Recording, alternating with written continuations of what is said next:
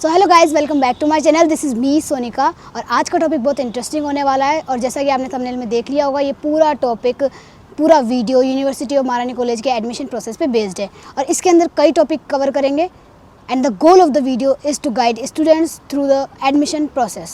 तो शुरू करते हैं सबसे पहले महारानी कॉलेज। तो महारानी कॉलेज एक कॉन्स्टिट्यूंट कॉलेज है, मतलब संगठक कॉलेज, जो राजस्थान यूनिवर्सिटी से अलाइंड है। इसके अलावा 3 और संगठक कॉलेजेस है, Rajasthan college, commerce college and Maharaja college. मेरा इन कॉन्स्टिट्यूंट कॉलेजेस को डिस्क्राइब करने का कारण ये है कि इन सभी कॉलेजेस की एक्टिविटी राजस्थान यूनिवर्सिटी कंट्रोल करता है, उसकी वेबसाइट कंट्रोल करती है। एवरीथिंग फ्रॉम फॉर्म भरने से लेकर मेरिट लिस्ट निकालने तक की सारी एक्टिविटी राजस्थान यूनिवर्सिटी की वेबसाइट पर ही देखा जा सकता है और वही कंट्रोल करती है। So let's start with eligibility criteria first. अगर आपको बीए, बीकॉम, बीएससी और एनी अंडर ग्रेजुएट कोर्स के लिए अप्लाई करना है तो आपको 12th पास और 60% से अबव होना कंपलसरी है। Specially in high demanded courses admission के लिए 90% से अबव होना चाहिए, क्योंकि इसके अलावा फिर आपके पास चांस नहीं होगा, क्योंकि चांस कम होते हैं फिर एडमिशन होने के हाई डिमांडेड कोर्सेज में। अब आते हैं फीस स्ट्रक्चर पे। तो फीस स्ट्रक्चर में आपको एक एवरेज बताती हूँ जो कि 7000 के अप्रॉक्स आता है। इसके ऊपर तब जाता है जब आप कोई प्रैक्टिकल सब्जेक्ट चूज़ करते हो, अदरवाइज मिनिमम फीस 3500 अप्रॉक्स से स्टार्ट होती है। एंड फॉर्म की फ़ीस होती है 165 रुपीज़ ओनली। फॉर्म की फ़ीस के बाद आता है एग्ज़ाम फॉर्म की फ़ीस। जो एग्ज़ाम जब आपके कंडक्ट होंगे फर्स्ट सेमेस्टर, उससे पहले आपसे एग्ज़ाम का फॉर्म भरवाया जाएगा। एग्जाम उसकी फ़ीस लगती है लगभग 2000 के अप्रॉक्स लगती है। वो प्रैक्टिकल के अकॉर्डिंग लगती है कि प्रैक्टिकल है तो आपके पास ज़्यादा लगेगी, 2500 के समथिंग, या फिर अगर प्रैक्टिकल नहीं है तो 1900 के समथिंग लगेगी। एंड देन गवर्नमेंट कॉलेज है तो ज़्यादा डरने की ज़रूरत नहीं है, क्योंकि फ़ीस मिनिमम ही होगी गवर्नमेंट कॉलेज की, जो कि वो भी इस स्कॉलरशिप से आपकी पूरी कवर हो जाएगी। और स्कॉलरशिप के बारे में मैं आपको एंड में बताऊँगी, लास्ट तक बताऊँगी अगर वीडियो कवर हो पाया तो। वरना मैं आपको एक स्पेशली वीडियो बनाऊंगी स्कॉलरशिप पे, जिसमें आपको पूरा डिटेल बताऊंगी कि आप अपनी फ़ीस के लिए भी स्कॉलरशिप लेकर आप फ्री में कैसे पढ़ सकते हो गवर्नमेंट कॉलेज के अंदर।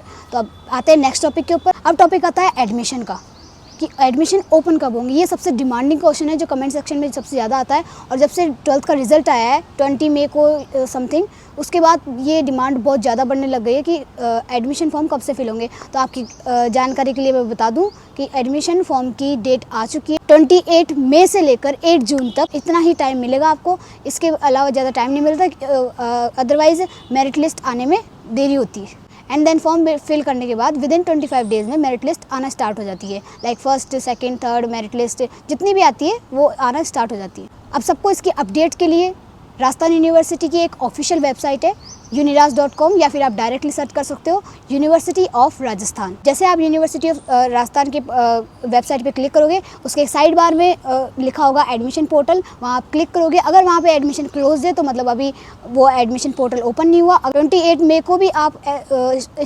मॉर्निंग में स्टार्ट नहीं होगा ये, इसको टाइम लगता है स्टार्ट होने में, लाइक 5 PM तक या 12 PM के बाद ही पोर्टल ओपन होता है। अब आते हैं सबसे मोस्ट इम्पॉर्टेंट टॉपिक पर कि फॉर्म कैसे भरा जाता है। तो फॉर्म कैसे भरते हैं वो आप ई मित्र पे जाओगे, ई मित्र से ही भरवाना मेरे ओपिनियन में, क्योंकि आप सेल्फ भरोगे तो उसके अंदर डॉक्यूमेंट्स स्कैन होते हैं तो आपके पास स्कैनर होगा नहीं। अब फॉर्म फिल करने के लिए क्या क्या डॉक्यूमेंट्स रिक्वायर्ड है वो आप लिख भी सकते हो और मैं आपको बताती हूँ डिटेल के अंदर। 10th-12th की मार्कशीट, आई नो मार्कशीट नहीं आई होगी 12th की, बट ई मित्र वाले भैया को आप जब बोलोगे कि भैया टेम्प्रेरी मार्कशीट निकाल दीजिए, वो आपको टेम्प्रेरी मार्कशीट निकालेंगे 12th की, जो फॉर्म के अंदर लगेगी। आप उसको अप्लाई, वो आपके लिए वैलिडेट होगी फॉर्म के लिए ओनली। बट जब आप डॉक्यूमेंट्स वेरिफिकेशन के लिए सबमिट करवाने जाओगे तो वहाँ पे ओनली ओरिजिनल मार्कशीट ही चलेगी। और आप ओरिजिनल मार्कशीट की कॉपी ही जमा करवाओगे, वो आपकी ओरिजिनल मार्कशीट भी देखेंगे, प्लस वो आपसे एक कॉपी भी लेंगे उसकी। एंड देन आता है Aadhaar card, and then transfer certificate मतलब TC। 4th आता है माइग्रेशन सर्टिफिकेट। माइग्रेशन सर्टिफिकेट वो आपकी ओरिजिनल कॉपी लेंगे, एंड माइग्रेशन सर्टिफिकेट की वो आपकी ओरिजिनल कॉपी लेंगे तो आप उसकी कॉपी, फ़ोटो कॉपी पहले से करवा के रख लेना आपके पास for a safety reason. Most important document is ABC ID, जो आप ई मित्र से बनवा सकते हो और सेल्फ भी बना सकते हो डिजी लॉकर की हेल्प से। यूट्यूब से आप इसका वीडियो देख सकते हो, आप सेल्फ बना सकते हो। इसमें ओनली फ़ोन नंबर लगता है और एक पासवर्ड लगता है, जिससे आपकी एक ABC ID कंप्लीट तैयार हो जाती है। एंड देन आते हैं कैटेगरी सर्टिफिकेट पे। मोस्ट कॉम्प्लिकेटेड डॉक्यूमेंट है category certificate, because category certificate की एक क्राइटेरिया होता है कि ये 6th मंथ से ज़्यादा पुराना नहीं होना चाहिए, मतलब एक्सपायरी नहीं होना चाहिए। वहाँ पे फॉर्म के अंदर एक पोर्शन होता है जहाँ पे डेट फिल की जाती है कि कैटेगरी सर्टिफिकेट कितना पुराना है, किस डेट का है। अगर वो 6 मंथ से पुराना है तो मतलब वो आपके एलिजिबल नहीं है और वैलिडेट नहीं है। अगर आप 6 मंथ से कम का है तो ही वो वैलिडेट होगा। अगर आपने कैटेगरी सर्टिफिकेट लगाया और वो एक्सपायरी निकला तो आपके लिए रिजर्वेशन लागू नहीं होगा, आप अनरिजर्व्ड कैटेगरी के अंदर आओगे। एंड कैटेगरी सर्टिफिकेट मतलब कास्ट सर्टिफिकेट स्टेट का होना चाहिए, और अगर आप अदर स्टेट से बिलोंग करते हो तो सेंटर का भी चलेगा।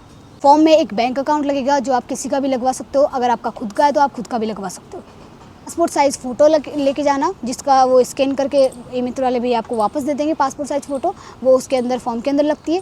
अब जो मैंने ये सारे डॉक्यूमेंट्स बताए आप इन सब की 2-2 फ़ोटोकॉपीज़ करवा कर रखना, क्योंकि बाद में बहुत काम आती है और आपको बहुत ऐसे फिर फील होता है कि काश मेरे पास एक फ़ोटोकॉपी होती, क्योंकि जब आप कॉलेज में होते हो तो ई मित्र पे बहुत भीड़ होती है, आप करवाने के लिए आपके पास टाइम नहीं होता, इसलिए आप अपनी सारे डॉक्यूमेंट्स की 2-2 फ़ोटोकॉपी एक्स्ट्रा करवा के रखना। और हाँ, जब आप फॉर्म फिल करोगे तो उसमें प्रेफरेंस का ऑप्शन आता है जिसको आपको पूरा भरना है। 6 प्रेफरेंस भरने होते हैं, उनमें आपको 6 के 6 पूरे भरने होते हैं, क्योंकि कोई गारंटी नहीं होती है कि आपने 3 सब्जेक्ट्स भरे वो तीनों ही आपके लिए अवेलेबल है। अगर उनमें से एक अवेलेबल नहीं है तो आपको दूसरा फिल करना होता है। प्रेफरेंसेस लाइक आपने हिस्ट्री, ज्योग्राफी, पॉलिटिकल भर दिया एक प्रेफरेंस में, फिर सेकंड में आएगा हिस्ट्री, ज्योग्राफी, फिलोसफी भर दिया, फिर थर्ड में हिस्ट्री, फिलोसफी, सोशियोलॉजी, ऐसे प्रेफरेंसेस भरने हैं आपको, जिससे फिर आपको सब्जेक्ट्स कोई सा भी मिले बट आपको एडमिशन मिल जाएगा।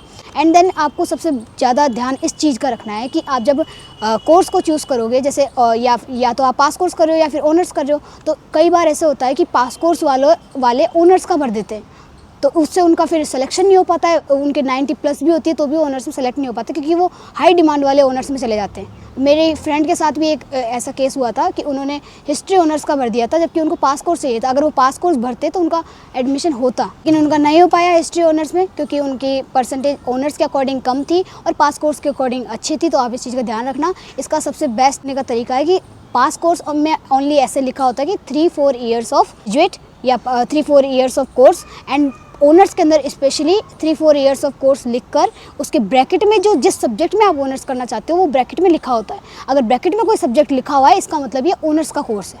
इस चीज़ का आप स्पेशली ध्यान देना, क्योंकि ई मित्र वाले भैया कई बार गलती कर देते हैं। तो आप जब आप फॉर्म को रीचेक करो तो उस पर ध्यान देना कि आपके ब्रैकेट में कोई सब्जेक्ट लिखा है, मतलब आपने उस सब्जेक्ट में ऑनर्स चूज़ करा है। एंड ये सब करने के बाद जब आप कंप्लीट फॉर्म भर दोगे तो after applying the form the college releases merit list. Merit list निकालना स्टार्ट कर देगी college. If your names appears, अगर आपका नेम आता है तो कॉन्ग्रेट्स, आप सेलेक्टेड हो डॉक्यूमेंट वेरिफिकेशन के लिए। आपका लिस्ट के अंदर नाम देखते हो आप, तो आप जस्ट लिस्ट में नाम आने के 1-2 दिन बाद कॉलेज के अंदर जाओगे, वहाँ पे सारे डॉक्यूमेंट्स लेकर उनकी फ़ोटोकॉपी साथ देकर, और जो आपने फॉर्म भरा था उसकी ओरिजिनल कॉपी लेकर आप कॉलेज में जाओगे, वहाँ पे आप डॉक्यूमेंट सबमिट करवाओगे।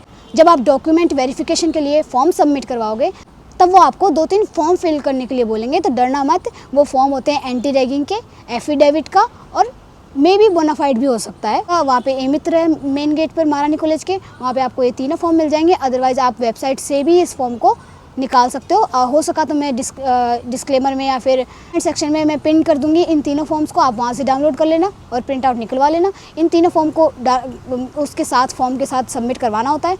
एंड कॉलेज में आए हो तो डोंट वरी, कॉलेज के मेन गेट पर वहाँ पे ई मित्र की फैसिलिटी है, तो आपको कोई डरने की ज़रूरत नहीं है। अगर आप ओनली डॉक्यूमेंट लेके आओ, फोटोकॉपीज़ भी नहीं करवा के आए, तो वहाँ आप करवा सकते हो, आपको वो सारी फैसिलिटीज़ प्रोवाइड करवा देंगे। और अब करते हैं पेमेंट की बात। तो पेमेंट के लिए आपको ऑनलाइन ही करना होगा, ऑनलाइन ऑप्शन ही मिलेगा आपको। ऑनलाइन आप फॉर्म सबमिट करवाओगे तो उसी दिन कॉलेज वाले आपको बोलेंगे कि आप आज 5 PM पर आपका पोर्टल के अंदर लिंक, आपके जो पोर्टल पे आप जहाँ से फॉर्म भरा था आपने, उसके जस्ट बगल में पेमेंट का ऑप्शन आता है। वहाँ पे जब आप जाओगे पेमेंट के ऑप्शन पे, तो वहाँ पे आपका फॉर्म नंबर मांगेगा, आपकी डेट ऑफ बर्थ मांगेगा, वहाँ दोनों डाल के आपके कोर्स के अकॉर्डिंग, आपने जो कोर्स फिल करा है फॉर्म में उसके अकॉर्डिंग फ़ीस जनरेट हो जाएगी। आपको ओनली प्रोसीड करके पे करना होता है, या फिर आप स्कैन करके भी पे कर सकते हो, वहाँ फैसिलिटी होती है दूसरे फ़ोन से।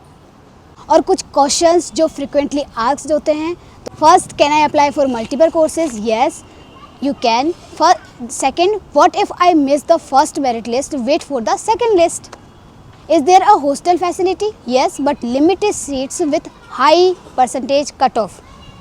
और हाँ, मैंने स्टार्टिंग में बोला था स्कॉलरशिप के लिए, तो मैं ये नेक्स्ट वीडियो में कवर करूँगी, क्योंकि टॉपिक बहुत लंबा चला गया है, तो इसको डिटेल में डिस्क्रिप्शन करना है। बहुत सारी पॉलिसीज़ है, गवर्नमेंट पॉलिसीज़ है, तो उसको भी आप नेक्स्ट वीडियो में मैं डिस्क्राइब करूँगी बहुत अच्छे से। और वैसे भी स्कॉलरशिप्स आफ्टर एडमिशन ही काम करती है, और लाइक नवंबर-दिसंबर में इनके फॉर्म स्टार्ट होते हैं, तो आपको टेंशन करने की ज़रूरत नहीं है। डोंट वरी, मैं इसका वीडियो बनाऊंगी, आप इसका बेनिफिट बहुत अच्छे से ले पाओगे। That's it for today's video. I hope this helped you understand the admission processes of Maharani College. If you still have questions, drop them in comments. I will reply to everyone. Don't forget to like, share and subscribe, and please share with your friends who wants to get admission in Maharani College, and subscribe for more college related videos. See you in next video. Bye bye.